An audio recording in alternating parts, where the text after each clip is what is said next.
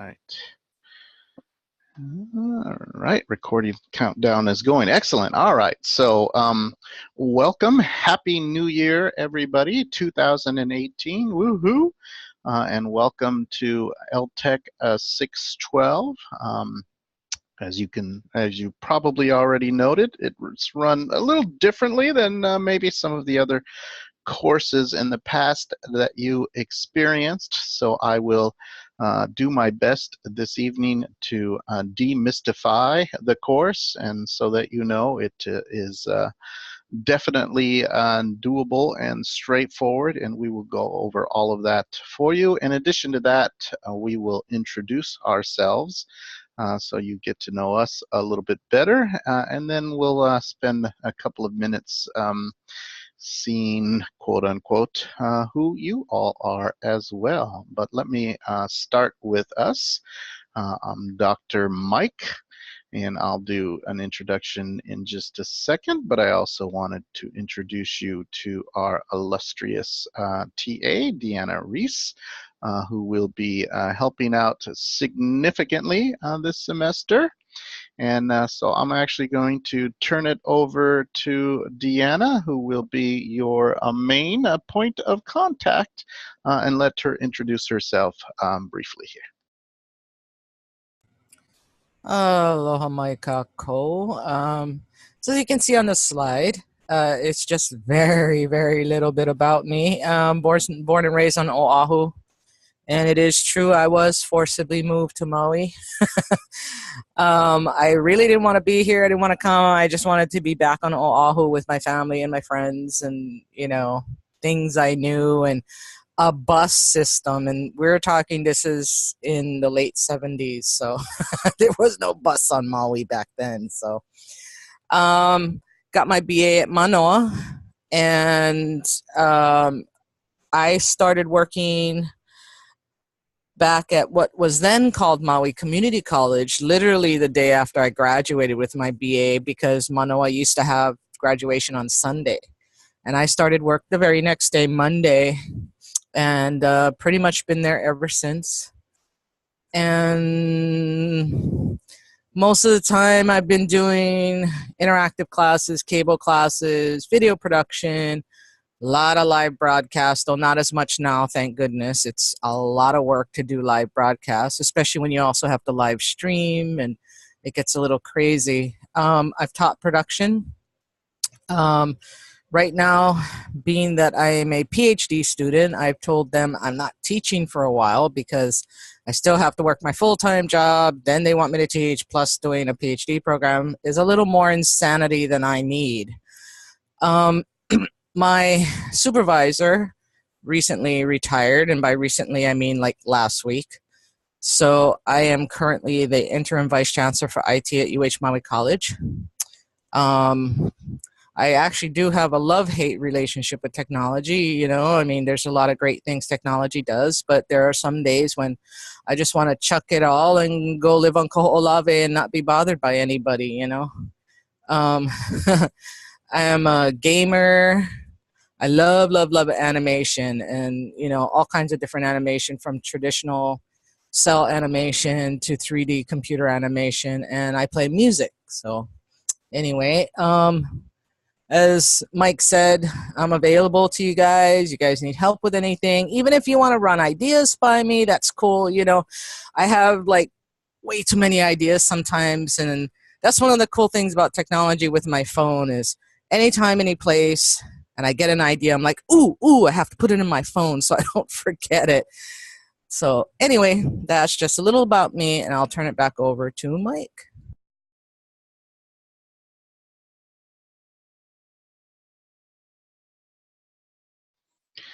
Thanks, Deanna, and I agree with you 100% about the love-hate relationship with technology, which I may have been feeling yesterday as I was dealing with some Lao Lima issues, but I got them worked out, so I guess it's love again.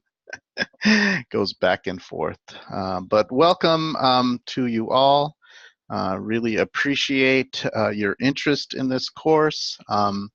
It is a particular area of interest for me for a lot of different reasons, which I'll get into some specifics. But I've been teaching online since 1997, so I think in the area of online teaching, that's an eternity for those of us in that particular area. Not just with technology, but specifically teaching online, which 20 years ago we did with chat and narrative and no sound and no video and no slides, and I don't even know how people did it, but we did it and we enjoyed it. Yes, back in the dark ages. All right, so let me talk a little bit about who I am, and then I'll give you a chance to talk about who you are. So let's see, go slide. There we go. I am Dr. Mike, as I mentioned.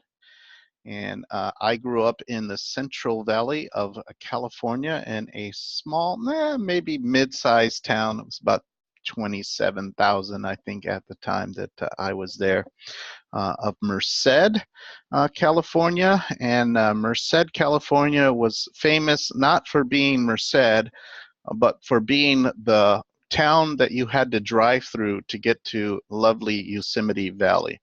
So our claim to fame, which we proudly put on our actual sign as you entered the town, was "Welcome to Merced, Gateway to Yosemite." So we were happy to be the gateway to somewhere else. So that gives you a little bit of idea about our town.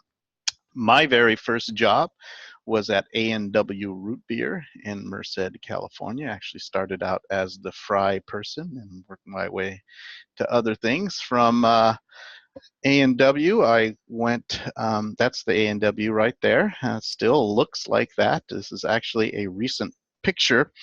Interestingly enough, it's no longer called A&W, it's now called H&W. So it's the same place, serving the same menu as I was there probably 6 months ago, but now called H&W. And as you can see, it was that old style drive-in. I didn't wear skates, no, but I did have to run to the cars to deliver the food. And so it's called H&W. My second job, which I actually had for almost 3 years while I was going through high school, was at Del Taco, which is much better than Taco Bell, but it's mostly in the West Coast and hasn't found its way to Hawaii. There's a picture of the Del Taco from way back when, and that station wagon out front is one of my best friends from high school.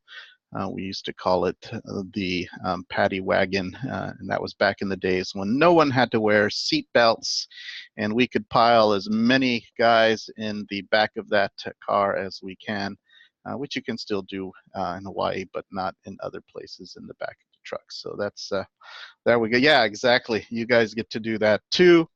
We in Hawaii get to do that too. But back, and that would be a no-no now on the mainland. So there's, interestingly enough, this was the Del Taco when I was there and working there, and now the Del Taco has been turned into A&W. So it was torn down and rebuilt, and interestingly enough, it's the A&W KFC combination. It's no longer the Del Taco that I worked at. From Merced, I actually went on to University of California at Berkeley. So I was there for my undergrad years.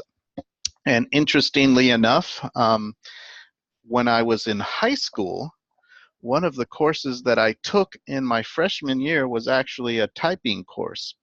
And my best friend Tom came to me as we were deciding classes the few weeks before school started, and he said, "Hey, you want to take a typing class with me?" And I had an opening, and I was thinking, I forgot, I think I was thinking of taking the computer lab course at the time, which was pet computers with 16K of memory. So I'm dating myself. And I was like, I don't know, the typing class, that may not be for the most studious. You know, I was kind of had a big head, big ego at the time, thought I was smart, patted myself on the back. Luckily, I've done a lot of growing up since then.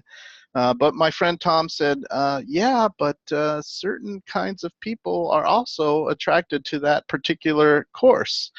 And of course, you know what that might be. And as a freshman in high school, maybe that interested us. So I thought, oh, okay, I will go ahead and take the typing class. And interestingly enough, Tom twisting me on my arm into taking that typing class is probably one of the most significant decisions that I made in my entire life. And I'll get to that, how I got my first job. Um, be, but just as an aside, you know, of all of the high school courses I took over my entire high school career, which is the one that I use every day? Not history, well, maybe literature a little bit. You know, I can write, but certainly because I live on the computer and I'm a technology person, I type every day. And I can do it really fast. And so fast that my very first job application was to the Department of Electrical Engineering and Computer Sciences at University of California at Berkeley in just the beginning of my sophomore year. So I'm only 19 at the time. And I put down on my resume that I could type 90 plus words per minute. And the person that was hiring actually became a dear friend, Beatrice Lamont Dincamp, uh, um, woman from France, didn't believe me. And I came into the interview. She said, Michael, I don't believe you can. I think you lied on your resume. And I'm looking at her and I'm thinking, wow, that's quite the accusation when you first meet somebody that you're trying to get a job for. And I'm thinking, oh, well, I guess I'm not getting this job. And she said, if you can prove to me that you can do this, I'm going to hire you right now. And she gave me a typing test, and I passed with flying colors, and that's how I got my first job in technology, because I was actually an English major at UC Berkeley, and so the job was a Unix administrator. So this was back when everything was, like I said, written narrative. We had Read News. It was all text-based, but it was great. We were connected to Harvard and Yale and Stanford, and it was mostly research institutions. This was 1985, so quite a bit. So I'm now a manager of a Unix system in the electrical engineering, and so I just got the manual and learned it on the job. That's how I got my first job, because Tom twisted my arm into taking typing. Then I fell in love and I moved to the East Coast because that's what we do when we fall in love. And so my girlfriend, the wife at the time, had gone from Berkeley and did her master's in the East Coast and was working in Allentown, Pennsylvania. So I moved out there to be with her, left my Unix job, and worked for Prudential, which was actually a great job. I enjoyed it. But the first winter that happened in Allentown, Pennsylvania, while we were living there, I didn't like so much. And I told my wife, you know, when you're a native Californian and native Hawaiian, or someone from Hawaii as well, you know that snow is somewhere that you go to, right? Snow is a thing that you go to. Snow's not a thing that comes to you. So I didn't like the snow coming to me. And as a matter of fact, I showed up to work in a place called Quakertown, which was just outside of Philadelphia, when the snows hit, and it was just my boss and myself. He happened to live just a couple of blocks from the office, and he said, "What in the heck are you doing here?" I said, well, it's Monday. It's a work day. He goes, nobody comes to work for the first snow. It's crazy. You could have killed yourself out there. Everyone knows when there's a first snow, you don't show up to work. Well, no one gave me that memo, so there I was at work. So luckily, I twisted my wife's arm. She got a job at UC San Francisco, and I did. We moved back to the Bay Area. And I became a network manager and IT specialist at UC San Francisco for many years. And then I left UC San Francisco thinking that maybe I wanted to make copious amounts of money. And I went to work for a company called Anderson Consulting, which was a major player in the downfall of of finances in our society, and now is defunct because their accounting. I wasn't an accountant, so I wasn't responsible for that. I was actually an IT person working for various small businesses, helping run their networks. And I got out early because I realized money wasn't all it was cracked up to be. And as a matter of fact, I was much more comfortable at universities. So I went from Anderson Consulting to Sac State. At Sac State, I was the IT specialist and manager for the College of Education there for a number of years. But interestingly enough, while I was there, one day, one of the faculty members at Sac State, Sacramento, came to me and offered if I might teach part-time their computer class that was for teachers working on getting their clear credential or finishing up their credential. They're mostly already teaching, but they needed a couple of different classes to officially get their teaching certificate in the state of California, and one of those was a computing class. So I taught part-time as an adjunct, mostly in the evenings, and then one day my mentor, Dr. Larry Hanna, came to me and he said, you might think about going back for your PhD. I was like, well, I kind of like my IT job. It's a good job. I enjoy it. It makes decent money. He says, well, I just want to tell you something. A little story I see when I see you. I see you in the classroom with these teachers, a wonderful person, very patient, helping them, listening to them, working with them, and you do a fabulous job. The teachers respond well to you, they respect you, and you do a great job in the classroom. But I have to say, as an IT person, you're kind of an idiot. Actually, he didn't use those words. He used a word that began with an A. He says, I really like you, but you treat your population of users really poorly. If one of us comes and asks you a question, it's funny because as a teacher, as an instructor, you're very nice and kind to the students, but to us, you're mean.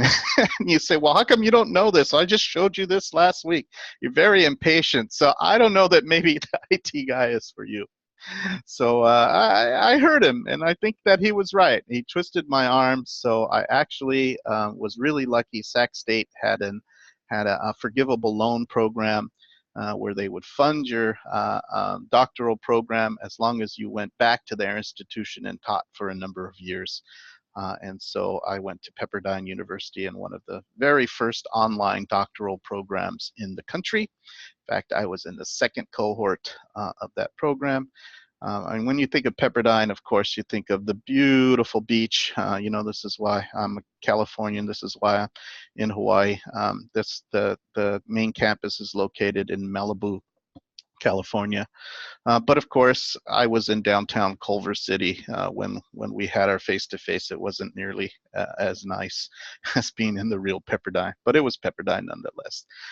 And so I taught at Sac State for a number of years with my forgivable loan program, and on a lark, one day I was looking through the ads section and I saw a job posting for a job at the University of Hawaii at Manoa. And it looked like a great job. It matched my interest. I thought, I'll apply, and the least that I'll get is a free trip to Hawaii, which I did. I brought my family. But the rest is history. I've been here now. This is my 16th year at the University of Hawaii at Manoa. I was actually at Sac State for 13 years. So this is officially the longest continuous job that I've ever had at 16 years. I've done a lot of different things. And of course, when you think about Hawaii, you think of beautiful rainbows and being by the beach. But in the end, you know that most of the time, I'm in this kind of environment. Oh, I should have put a snapshot of Zoom because we don't use Blackboard anymore. But so, you know, I still exist in the online environment, but at least I am close to the beach, much closer than I've ever been at any of the jobs that I've ever had. And I love it. And so don't think I'll be going back to my H&W anytime soon. So that's enough about me. Now you know your instructor, and you can maybe understand a little bit about his frame of reference as you are working through all of the assignments and readings and plethora of stuff. I thought, well, maybe I'll point a little bit about what makes me an interesting and a good person before you get into the actual content, and maybe you might be cursing me under your breath, but you'll think, oh, but he's a nice guy from Merced. So there we go. Let's see if I can figure this out. Well, yeah, we're going to do it this way because that was from Blackboard and we couldn't get the whiteboard to work. So we're going to do this using the chat, and then I'm going to read through everyone's chat. So all you do is just give us the name, what you do now, or what you hope the course will help you do, but then also include where you're from. So just put in well, we'll see your name actually when you type it in. So put in where you're from, what you do, or what you hope to do as a result either of this course or whatever program that you happen to be in. And to do that, click the button that says chat. If you don't see the group chat, you may have to go to the more button and then click on a chat, or it may also already show up.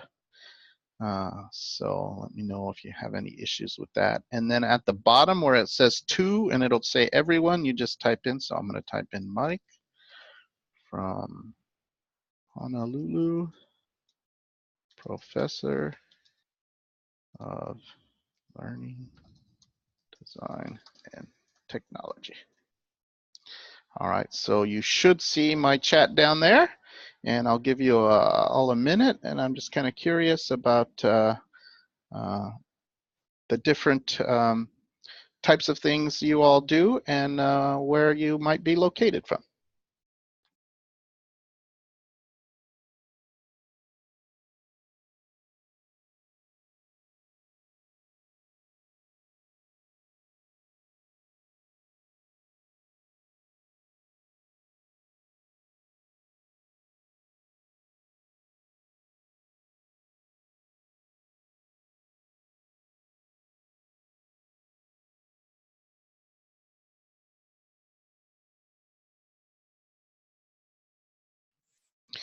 Great, we have a few posted now, and while others are typing theirs in, let me read what we have so far. We have Mary Alexander, English faculty member from KCC, Kauai. Excellent. Hoping this class will help me to learn to teach an effective online course someday. Hey, that's a great goal. That's what we hope to do as well. So hopefully we assist you with that. Thank you, Mary. We have Nancy from New Jersey. Woo, that's a long way. So you're from that area that I wanted to move away from, but you've been in Hawaii since 1985, so quite a bit of time. Worked for UH Manoa as a youth development educator, program educator for Maui County. All right, so we have Kauai, we have Maui. Excellent. Thank you, Nancy. We have Leanne from Maui in the LTEC Master's Program, working part-time as a dental hygienist and part-time as a dental hygiene lecturer at UH Maui College. Excellent. So hopefully the course will provide some assistance with that as well. We have May, and if I pronounce anyone's name incorrectly, just maybe type in a phonetic pronunciation in the chat area, and I will attempt to pronounce it better.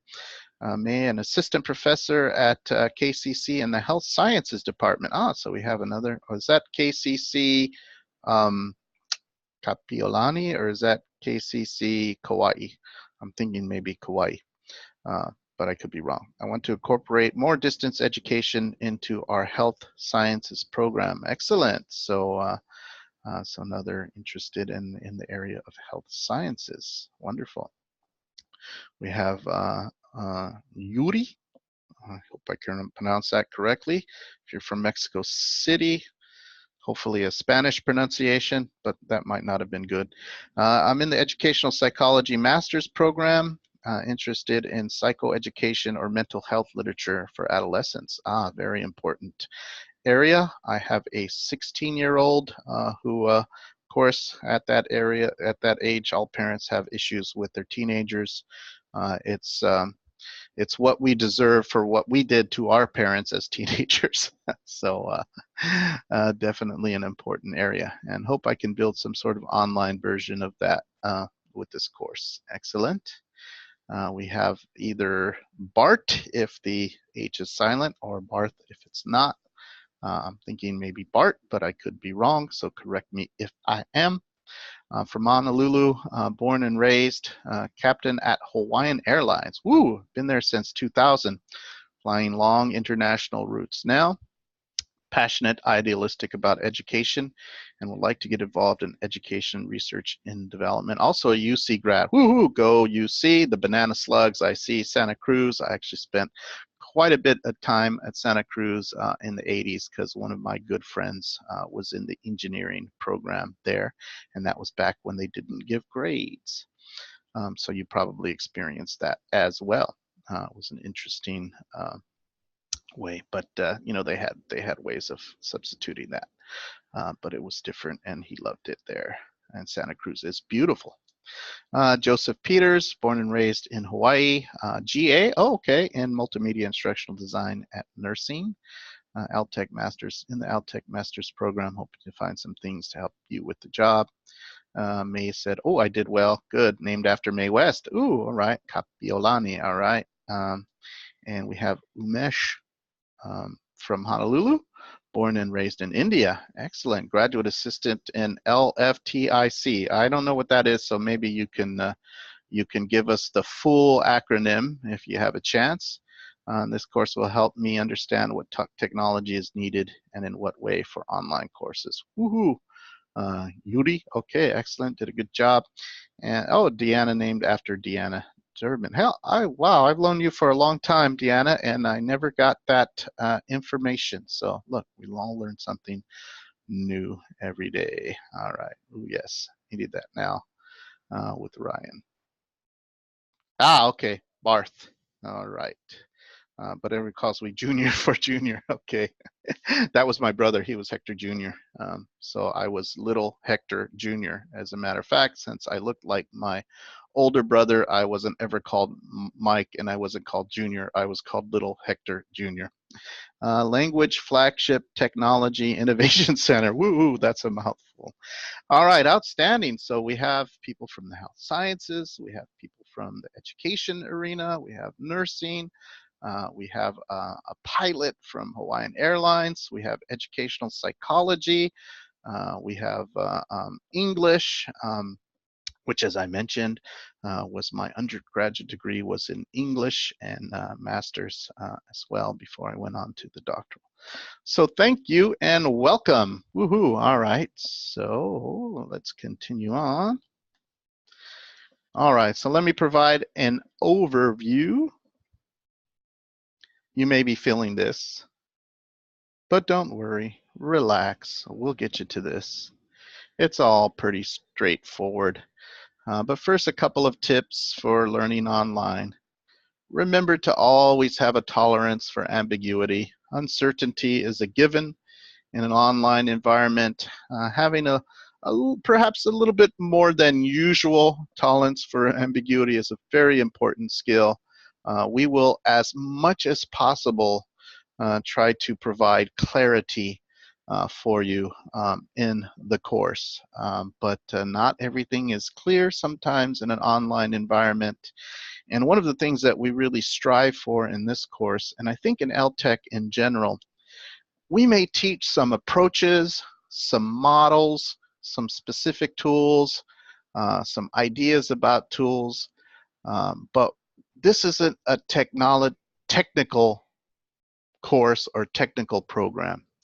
And over the years that I've been involved in online learning, the approach that I find most, I guess, amenable or works well with my students is taking the things that we show you, that we bring to you, that you read about, that you learn about, but applying them directly into what it is either that you already do or that you're interested in doing in the future. So a lot of you mentioned that you're hoping to be assisted with transitioning to online courses or learning more about e-learning environments or applying them to, the health sciences or whatever it happens to be. That's exactly what we want you to do. But with that is ambiguity, because I don't know your content areas. I don't know your expertises.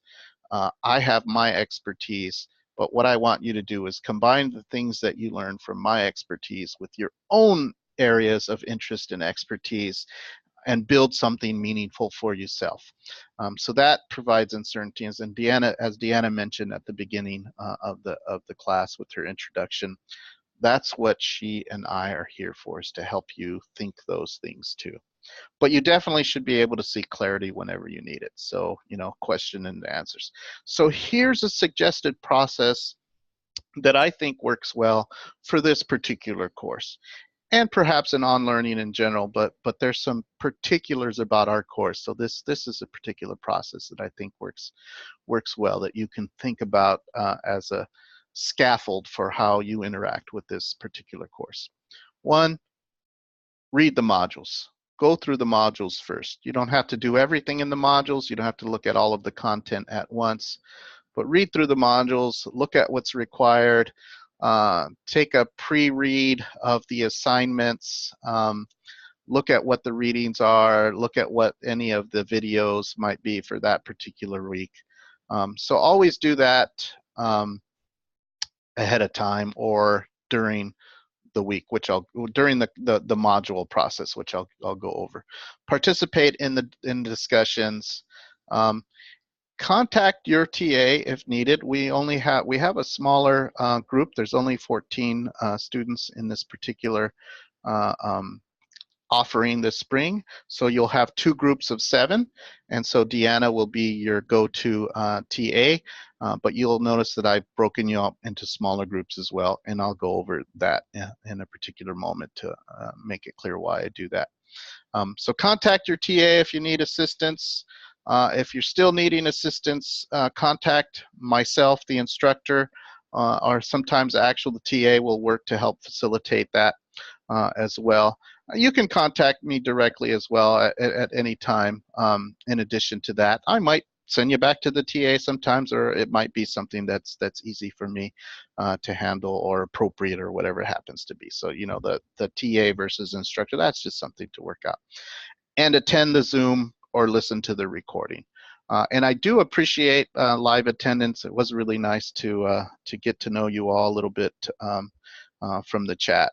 And it does matter, and hopefully it provides a little bit more of that social connection that we don't always get in online courses. So possibilities for what look at the content, participate, get help from the TA, get help from the instructor, and from each other sometimes as well. That's actually the discussions, and listen to or attend the live Zooms. In Module 1, there's a site overview that goes over a lot of what I'm talking about, and some of it in a little bit more detail as well. So feel free to peruse that at your leisure. You all already checked out the welcome and the getting started information. You're all registered students. I sent out a call. There may be 2 MOOC students joining sometime this week, but they don't participate in the discussions. Most of the time you don't know that they're there because they're just looking at the content mostly. All right. The most important thing about this course is that it's organized in modules, and I'm going to go over the specific manner in which we organize them. But there's 6 modules, and each of them is 2 weeks long, except for the final module, which is only 1 week, because the second week of the final module would be spring break. And the final module is actually just peer review of the final project. The final project is actually completed in the 5th module. So 1 week is plenty of time to complete that module. And so the nice thing is since this is an asynchronous course, since we can scaffold the content in the way that we desire and the assignments and the time, we can actually complete the course in the 11 weeks. And so by spring break, you'll be done with LTEC 612. So that'll be a nice thing. And there'll be plenty of time to get all of the information completed. All right. Let me go over the module at a glance and the course at a glance. So this is all in the module as well, but I wanted to spend a little bit of talk time going over this as well. So let's start with the module at a glance. So you'll notice that each module is 2 weeks, as I mentioned, except for the last one. And they all follow the same format. So every week, every module, every 2 weeks, you'll know exactly what you need to do in the time that you need to do it.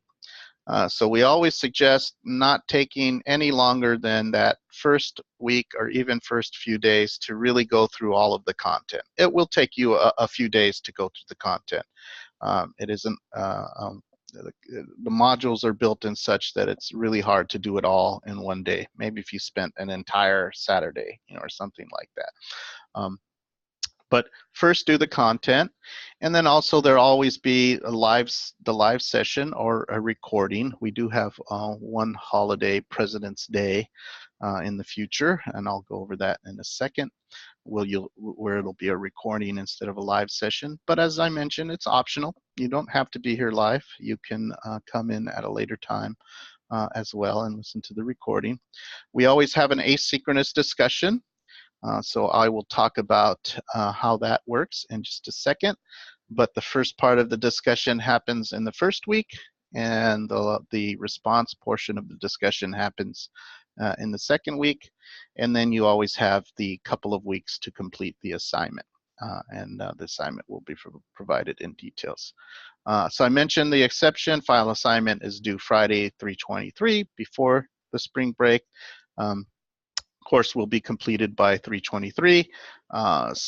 There may be some outstanding things that you might have to complete. Most of the time it's pretty straightforward, but life happens. So if any of you get behind for any reason, please contact Deanna and I right away so we can figure out what needs to be done. But no work will be accepted after the spring break. So, there may be some things that might be completed within that time frame, but not after that time frame. So let me go over the actual modules themselves and the assignments. So you see the content pretty much straightforward. The content column, always something to read or look at. Asynchronous discussions. In the first week, it's just introductions. It's nothing earth-shattering. It'll be further, so there'll be some nice video introductions. So in addition to your brief introduction now and with text, you'll be able to watch short videos of each other as well. And then reply to those, to a couple of introductions. You don't have to reply to all of them. And then in modules 2 to 5, you'll have more reflective discussions. Discussions tend to be more thinking about the materials than just showing that it's not a question and answer. Oh, yeah, I understand this, I understand that. It's more, oh, what do you do? How is this week's how do this week's readings and videos and information help you with your particular area or thinking about your particular, so a little bit more reflective. That's why they do take some time to complete, and I'll go over the format for that. And then the final week of asynchronous or the final module is just the peer reviews, as I mentioned. Synchronous sessions, they'll be live except for module 4, which will be a YouTube recording that I will provide because that particular Monday is a holiday. And then in the last module, we have more of an informal session where we all get to talk about our final projects. And in many of the live sessions, we do some small group discussions at the end as well, if time allows. And you see the assignments build on each other. That's the other important thing that I wanted to note, is that the approach in this particular course is that the previous assignments build on the next. So you'll be looking at some online resources in your first assignment. You'll be looking at more scholarly resources in your second assignment. You'll be thinking about how you can bring the materials together, both from what you research and what you learn in the modules. And you'll do some brainstorming about how you might apply the things that you learn in an online setting, especially for those of you that considering either teaching an online course or moving into an online environment or creating training materials or doing some multimedia. So that third module is just brainstorming. You get feedback from both Deanna and I. Then you move from brainstorming to actually developing a plan of what you're going to do and how you're going to do it. And then in week 5, you build that final project. So the nice thing about this particular course, it's an introductory course. So the main deliverable, the final project, it's not you having to build your course in Laulima or Canvas or creating the multimedia. It's conceptual. It's your ideas for how you would scaffold a course or a multimedia object or training materials, whatever your particular area is. It's more of, this is how I would do it. This is the research that supports my choice to do this. This is the research that supports my choice to do that. Here's the kinds of things that I would include and why I would include them. You don't actually have to build the objects, so that's just important to know. It would, for those of you that are in the COLT program, the building happens in the 673 and 632 classes, so in the next classes in the step versus conceptual. All right, and then in the last module, you look at each other's and comment on each other's as well. So let's break down the first assignment a little bit. You'll be doing an avatar. There's a discussion, as I mentioned. It's just introduce yourself. You'll notice that there's only one group in the first module, but there's always 2 deadlines for every asynchronous discussion. So the first deadline is going to be by the Monday of the following week, and then we give you till the Sunday before the next module to respond.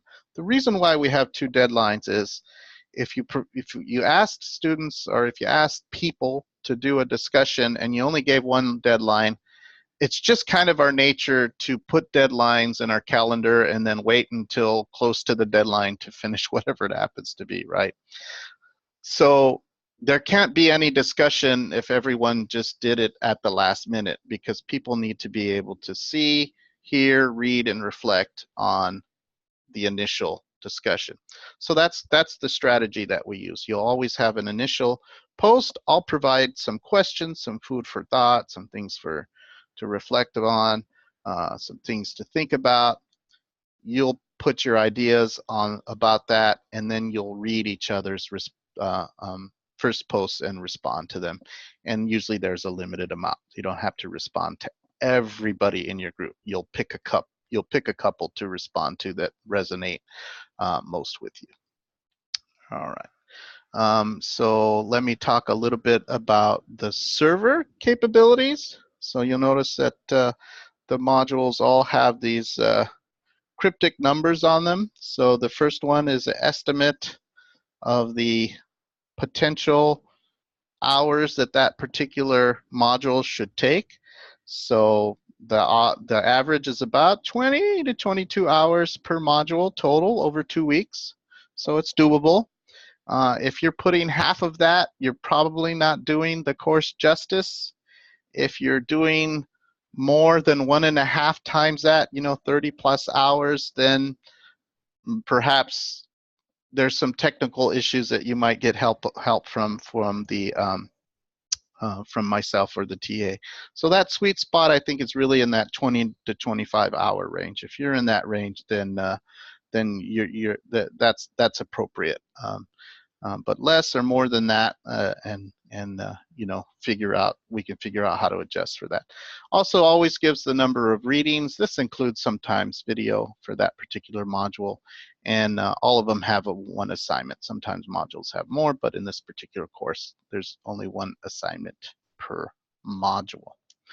All right, another thing that you'll see is this 0% complete. You'll wonder, oh, what is that? Well, one of the nice things that we built into our system is the ability for you to keep track of exactly where you are in each module. And how you do that is that you just go to the server, and you can click on the red circle and it turns into a green check mark.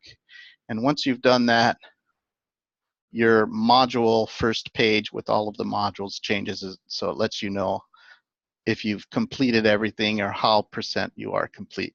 And you can self-check both the discussions and the assignments as well. So it's an easy way for you to keep track of how much you've done of a particular module, or whether you haven't gotten to something yet as well.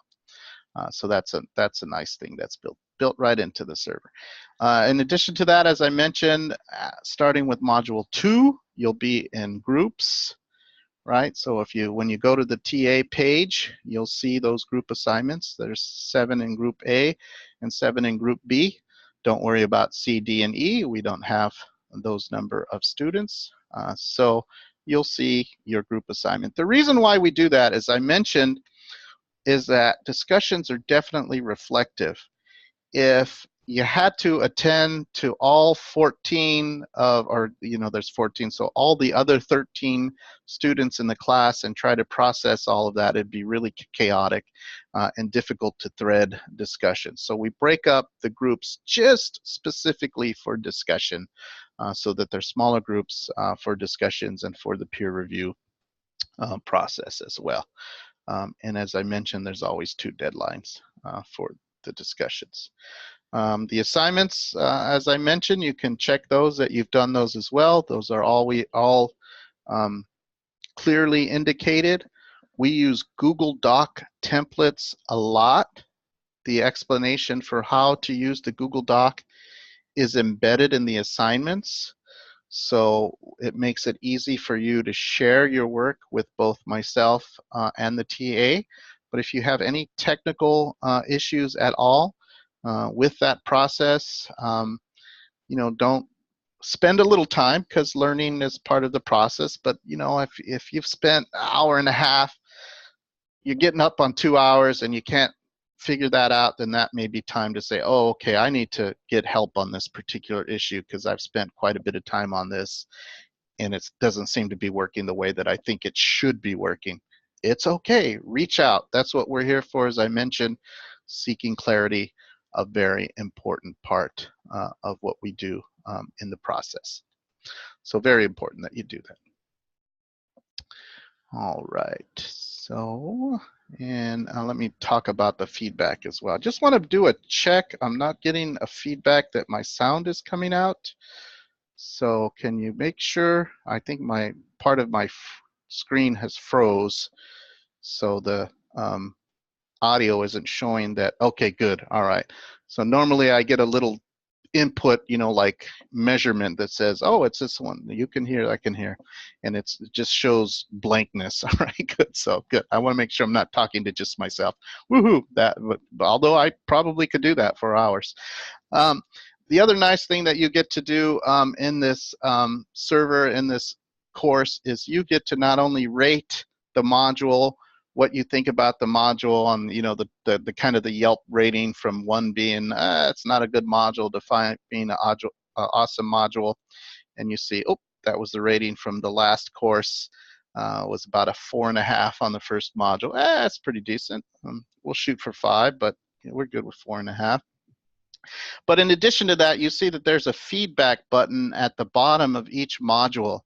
If there are any suggestions that you have for either information or content that you know of that would be appropriate, or you're having issues working with the server or the drop-down menus, or you have a suggestion for how something might be made better, put it in the feedback section. Because as a matter of fact, the server crew Paul Ryan and the DCDC team, they have made changes on the fly based on feedback that you've received, like, you know, widening windows, making things clear, making drop-down menus in certain cases. So, so feel free to provide feedback, and know that we read that feedback and we take it seriously, and we respond to the feedback as soon as we possibly can. And that includes anything that might be unclear about instructions, assignments, and whatnot as well. So that feedback is a way for you, and I get notified immediately when there's those kinds of issues. Multiple ways to get to things. I haven't finished the course calendar. My bad. I wanted to get all of the other information. That'll be there though. It'll have all of the dates. Oh, I put an old snapshot here. It's not the BB Collaborate room. It's now called the, I think, the online meeting room or something like that, because we've switched to Zoom. And I'll talk about my components and designs in later modules.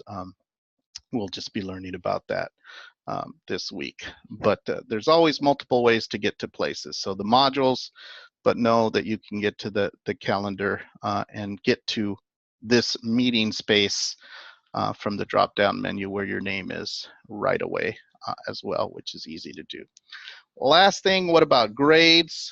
So everything that we do, as I mentioned, with all of these different things is embedded in the server, except for grades, because this is a UH official course. So there is a Laulima. If you go to the laulima.hawaii.edu and log in, you'll see that you are in a 612 course for this semester. But the only thing that we're going to be using Laulima for is for grades. So you'll see the introduction. There'll also be a link to my Zoom room. You can get in this way. Link to the server. You can get in this way. I'll put little messages up there for each module. But most importantly, the grade book will be here. As I mentioned, we use Google for a lot of different things.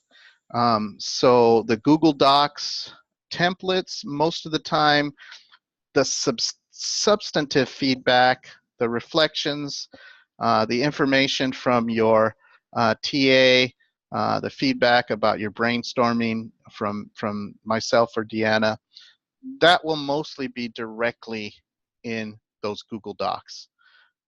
So most of the time, this is just for the points that you got for each assignment. So you can go to Laulima just to say, okay, this was a 20-point assignment. You know, how many points did I get out of that 20 points? Sometimes we might put comments there in addition to that, but not necessarily. Those comments may be provided directly in the Google Docs as well. So we use Laulima mainly for the grade back. In addition to that, there's an email section. So if you wanted to email somebody else in the course in particular, you can do that via there as well. That's a lot of information, I know. Woohoo! Thank you for listening. So I have a little bit more that I want to share that shouldn't take long, but I want to make sure that your questions are answered as well. So feel free either just to turn your mic on and just start talking. If two of you turn on at the same time, just work it out, no problem. Chaos method is fine. It works pretty good. We're a small group in this particular course. Or you can chat in a question if you have a question. So I'm just going to turn the mic off just for a minute or so to allow you time to reflect, to see if there's any process questions about how we work things in the site.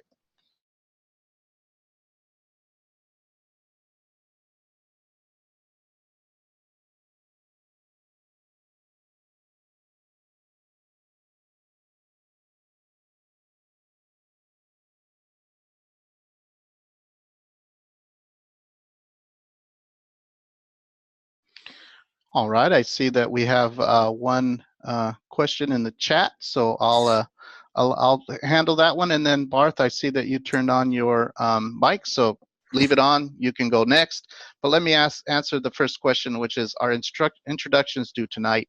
No. Part of the introduction process is learning Instagram, many of you may already know it, but it's actually doing that. So that may take a little time. So you actually have the week to complete your introductions. They're not due tonight. You have plenty of time. Once you get in the module, that'll be clear. So hopefully that answers that. And that takes us to you, Barth. Oh, hey, yep, JR, no, I was just going to chime in since it was quiet and say I thought the layout of the site was great, super easy to navigate. I've been poking around for a couple of days, but I think Yuri's question may have been sparked from the same one I had, because it does say, oh, I'm finding it now, post due on Monday the 7th at midnight. So we were thinking maybe that meant today. That's where the question came from. On the Okay, so I may have made a mistake in there. Was that in from my slide, or was that in the module? No, it's in the module. All right. Introduce yourself. I started to work on it earlier today. I thought, hey, probably means next Monday, but I thought I I'd think check. I meant next Monday and made a mistake. So, Okay. I do that. So I'm actually making a note right now. Thank you both for noticing that. And Sure. change date to next Monday. All right. Yep, that was me. Yes, you definitely don't have to complete that first discussion by tonight. So I will make sure that I fix that. Thank you for seeing that.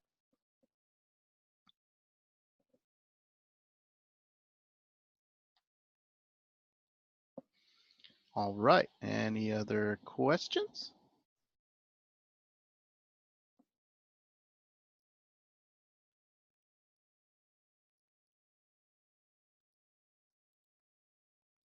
Okay, yeah, I know you'll probably have more later, and that's what we're here for. So let me do a little bit on information. This shouldn't take more than 20, 25 minutes. And my aim is usually to keep the online sessions to no longer than an hour and a half. I know officially we can keep you longer, but it's hard to attend to these. For that sustained amount of time. We know that our research says that, so we like to do it in chunks. That's why I'll ask you questions. I'll do a little bit, but let me introduce a little bit before you get into the modules. So one of the things that I think is interesting is the perception of online learning in popular media. A couple of years ago, I saw this movie 22 Jump Street, which one of my friends was enamored with. Okay, it was all right, I guess. But an interesting thing that happened in this particular movie is that they're both detectives, and they're told that they're going to be able to now work undercover in college, right? And so they're both really, we're going to get to be in college. Woohoo, it's going to be cool. We're gonna like go to our old drinking days or whatever it happens to be, parties, whatnot. But in the next scene, yeah, those are 80s style shades. But in the next scene, what you find out is actually they're sent to an online college. It's not a quote unquote real college. And it's the staid, boring lecture. He's looking at the iPad, whatever, and he's falling asleep. And it's not a very good situation. It's not what they thought it was going to be. In addition to that, one of the University of Zurich recently, a couple years ago, one of the professors was teaching one of these MOOCs like I teach, which is massively delivered. And this one was what new skills are needed for teaching online. And what he did is right before the start of the MOOC, he deleted the entire MOOC purposefully. He was doing a study in psychology to see how students would react when they had no access to the materials. Would they seek out the person? Would they find them? Would they get help, right? And so this ended up obviously on the news as this is one of the bad things about MOOCs, right? This is what online teachers are doing. They don't care. They're deleting things. It's horrible. So that's another thing with popular media. This is one of the presentations that I went to. It's also a website at one of the conferences that I attended. It's 5 things horror movies can teach you about online learning, right? So okay, these are bad things that happen that also happen in online learning. So the conventional wisdom about most online learning is actually pretty overwhelmingly negative for people that have never taken an online course, especially in popular media. I think the perception is that, you know, we're phoning it in, there's no interaction, it's areas that that people don't care about, you know, a lot of different types of things from people that perhaps haven't experienced it yet. Oh, let me fix the poll here, and give me a second.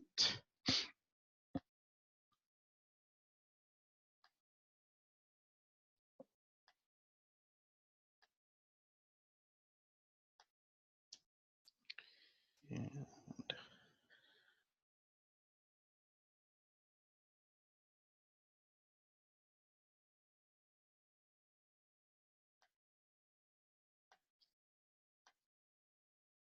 save that, launch that.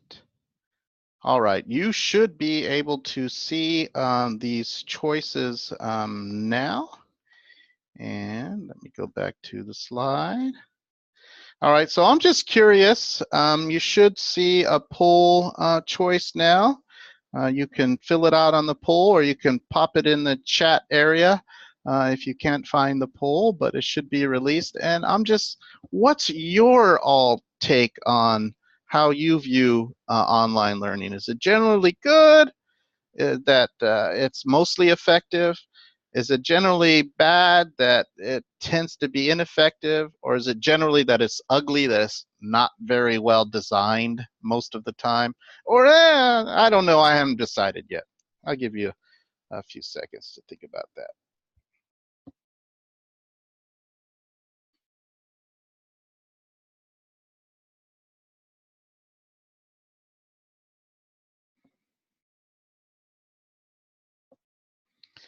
All right, so, and let's see, we have 5 that have chosen A. So generally good things about thinking about online learning. We have no Bs, woohoo. We have a 1C that tends to be ugly, and I kind of agree with that sometimes too, actually. And 2 undecided, so great. And share results. So there you go. There's the results of our poll there. So mostly pretty good. All right, so that's good. So so mostly individuals that have a pretty positive idea about it. All right, cool. Well, let's look at the numbers. All right, so that's kind of confusing. This is all from the Babson survey research. So let me try to break it down. What's important about what we're looking at? In 2002, about 1.6 million students taking at least one online course.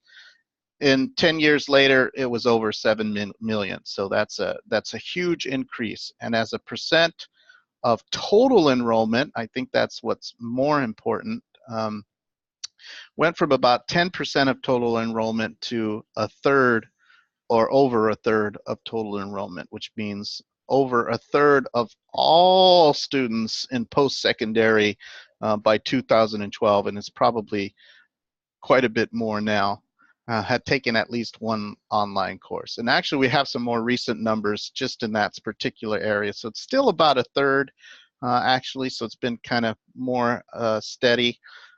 But what's interesting with the more recent data that we're looking at, it's almost split evenly now between those taking one course and those taking an entire program online.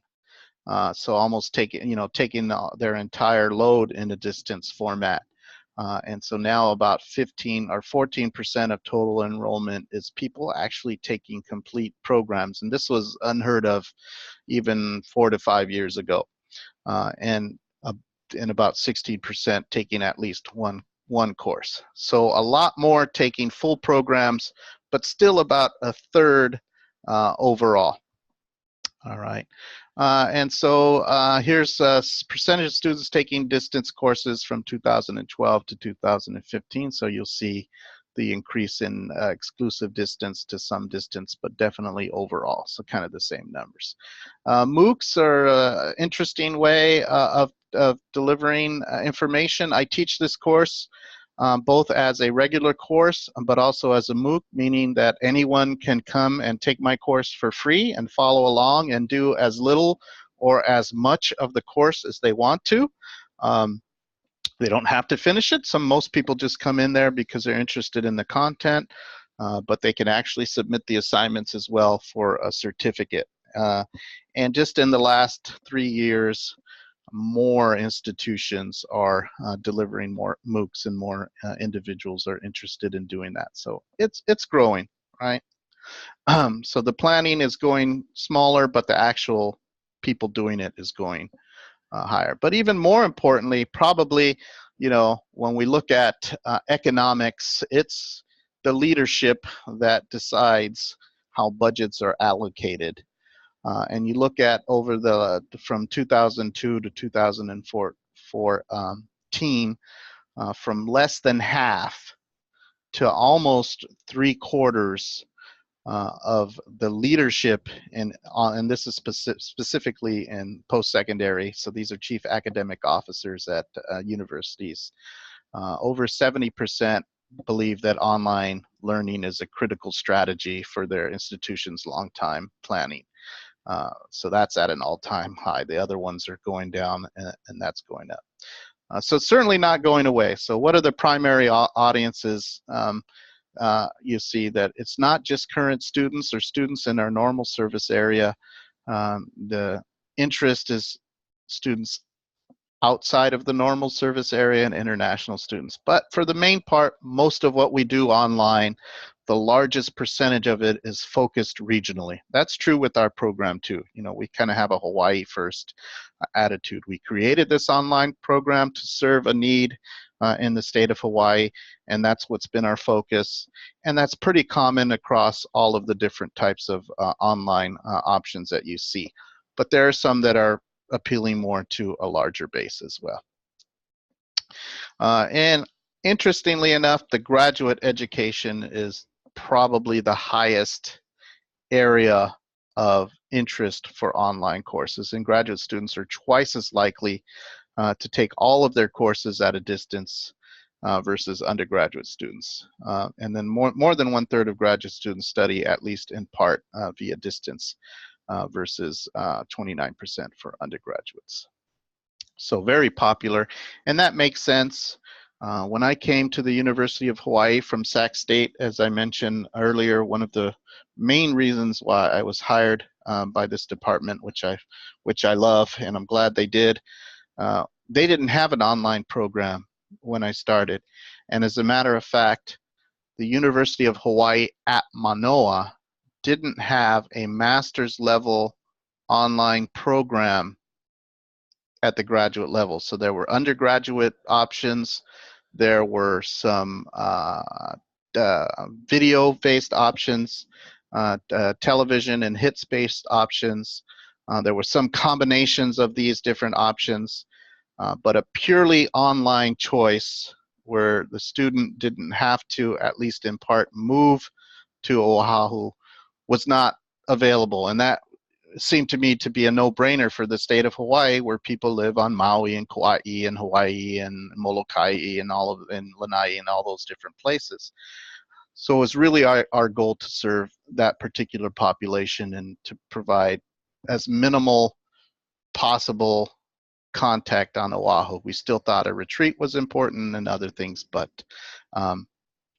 that time was minimal. So that was our focus, was providing that at the graduate level. And now there's many of them. So, but if we look at just Hawaii only, so these are Hawaii only numbers, and I thought you all might be interested in them.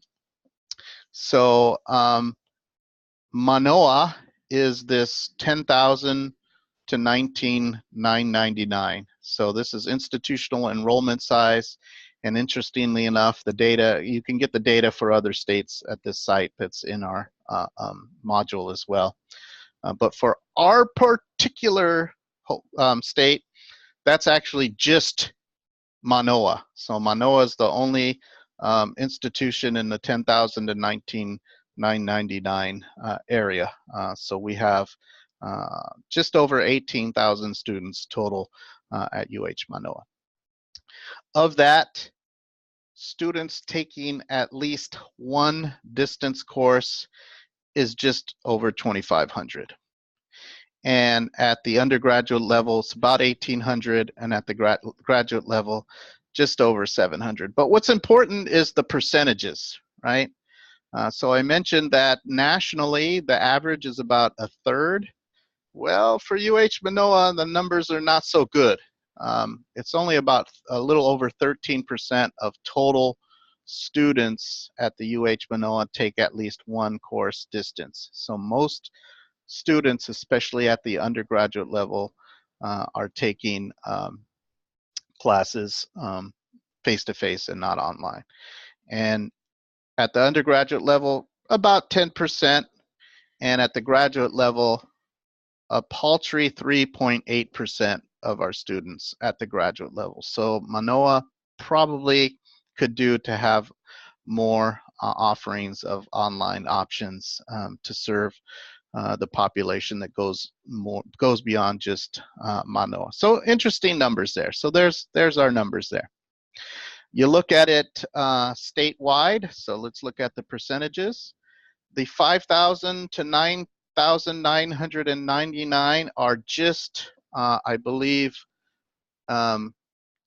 Kapiolani and I don't remember either Leeward or Windward. One of you probably know which one is bigger. It's only the two community colleges that are the largest. So this is all of the students in those two community colleges. And you see their numbers are actually a little higher than national average. So about 40% of their students taking at least one course online. Yeah, probably Leeward. So Kapiolani and Leeward are in this 5,000 to 9,999 area. And then just about every other higher education institution, including most of the private ones, except for, I think, HPU, if I remember correctly, are in this 1,000 to 4,099. So this is most of the community college. So that category is most of the other community, or all of the other community college is, and most of the private institutions on the state of Hawaii. And there's about 37%, 35%, smaller in the graduate area, but there's much fewer graduate options as well in the state of Hawaii. You know, that tends to be Chaminade University, BYUH, and some of the other ones that offer graduate options. So comparatively, Manoa's, you know, not quite as high as some of the other institutions, and that in the 5,000 and 9,900, and I think the 1,000, excuse me, the 5,000 also includes UH Maui College, which does offer some graduate level. You can see that there's the graduate. So probably most of those students are UH Maui College, Chaminade, and some of the other private institutions. So just thought, so compare that to that 30%, you know, about a third average nationwide, and you see some of the institutions in Hawaii they're doing all right. They're higher than that. UH Manoa, not so much. You look at enrollment trends, exclusively distance. So I wanted to point out the one thing in the graduate level for 2015. So the one that I'm looking is in that lower left quadrant, exclusively distance, graduate students in the whole state of Hawaii. There's just a bit over 700 graduate students that are taking their program exclusively online. LTEC department has 80 students in our graduate programs that are exclusively online. So interestingly enough, about 10% of the statewide students that are taking their programs exclusively at a distance are actually probably in our program. Now, I can't prove this, but just thinking about how they collected the data, and where they're getting the data from, we're, you know, in the 70 to 80 range. So we might be doing about 10% of the statewide students exclusively online. So not just partially online, I'm talking about exclusively online. So that's kind of interesting data there as well. And as you see, year over year, the percent that's gone has gone up slowly. So Hawaii is improving. We are offering more opportunities for online learning, but at the programmatic level, especially at the graduate level, we still have a bit to go.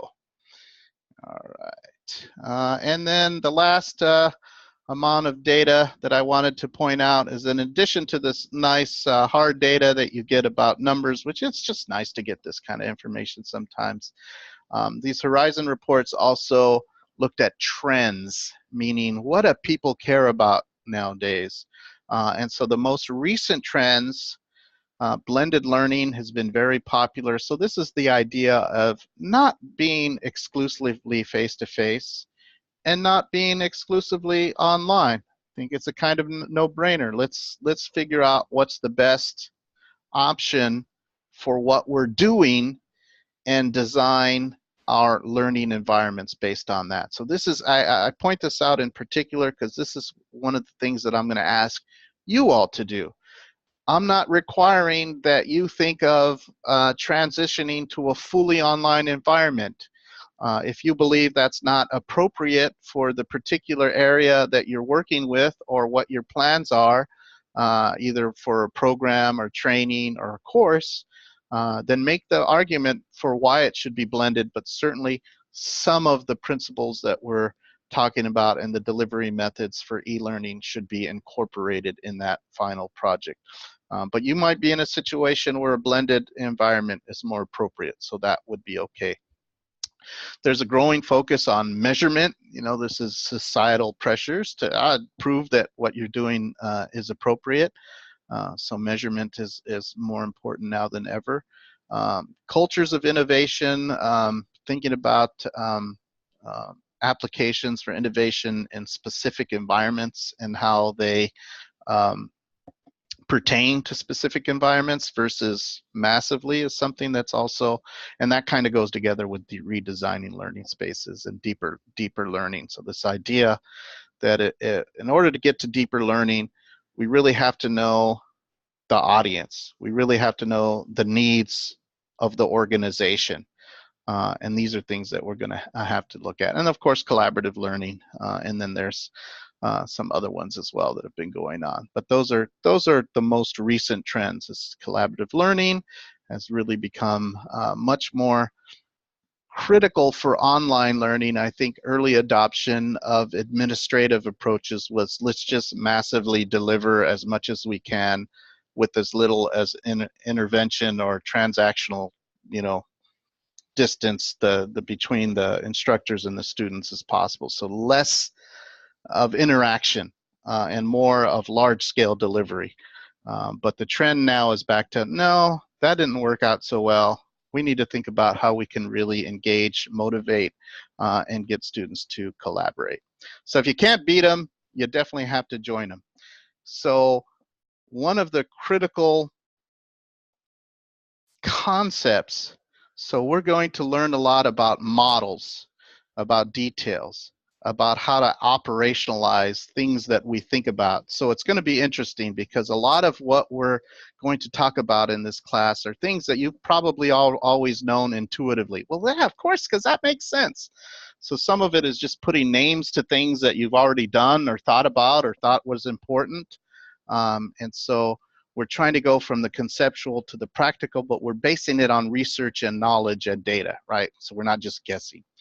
Well, one of the concepts that I experienced early on as a literature major, because I mentioned I started in English literature, but I also studied classics, was the ancient Greek concept of xenia. And this was this idea of the guest-host relationship, right? So it was ritualized in ancient cultures And as we all know in Hawaii, it's very important, the concept of aloha, the concept of ohana, the concept of providing for guests and treating guests well. Well, that's an important concept when you're designing online learning environments. It has to stop being about the person delivering the content, which it often gets tied to during the design process. The design needs to think about the audience and needs to think about the guests. One thing important in the ancient society is that guests are well fed, they're not tired, even before you ask them what it is that they want or why they're there or who their name is. You give them food, you give them drink, you give them a bed, you give them a bath, then you bring them into the hall and you say, hey, what do you need?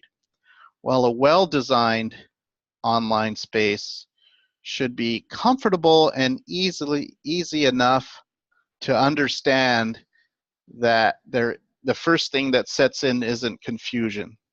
So that's part of what our goal is with the way that the server is set up, how we organize the modules, how we try to minimize that ambiguity. The ambiguity is still part of it. So the guest needs to ask for help when that's also part of the ritual. If the guest needs help, then he or she should ask for it and not assume that the host can read their minds. The other thing is the guest shouldn't be an overburden, right? So the guest shouldn't be demanding too much, but should be demanding enough. So this concept of Xenia is an important part of some of the models that we include that you'll be learning about, and the idea of thinking about the online learner as a guest in your home that you're trying to help reach the knowledge, because we don't want the situation like at the end of the Odyssey, right, where the guests were, no, that's not going to happen. We're going to have this kind of a situation where, we're all happy. Of course, I'm dating myself because probably most of you don't know what that is. How many of you saw Fantasy Island? Put it in the chat. All right. Well, before I get to that, I know I provided some stats that included Deplane. Thank you, Deanna. I was just going to say, Deanna, do you have anything that you'd like to add or say before we finish for the evening? Feel free to do that. No, again, I just want to encourage everybody that, don't hesitate to contact me or Mike. If you're just like, I'm not sure if this is the right road to go down, what do you think? Because that's what we're here for. Absolutely. And if anybody else would like to provide a comment, we have just a couple of minutes here that I have. Feel free to grab the mic and speak if you'd like to share whatever it is that you'd like to share, or question if you have one, or include it in the chat.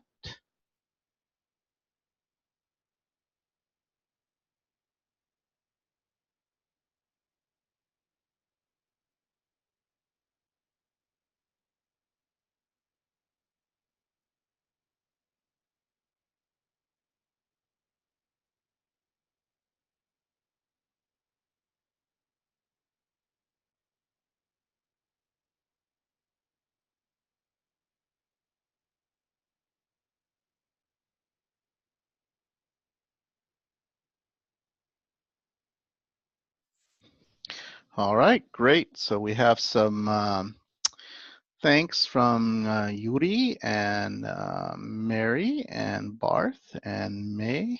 And as Deanna mentioned, if anything is unclear, obviously until you get involved in those modules and start doing things, that's when probably issues will arise. So we're here for you. Thank you for attending either live for those of you that are here now, or for those of you that are listening to this recording later. Appreciate your attention.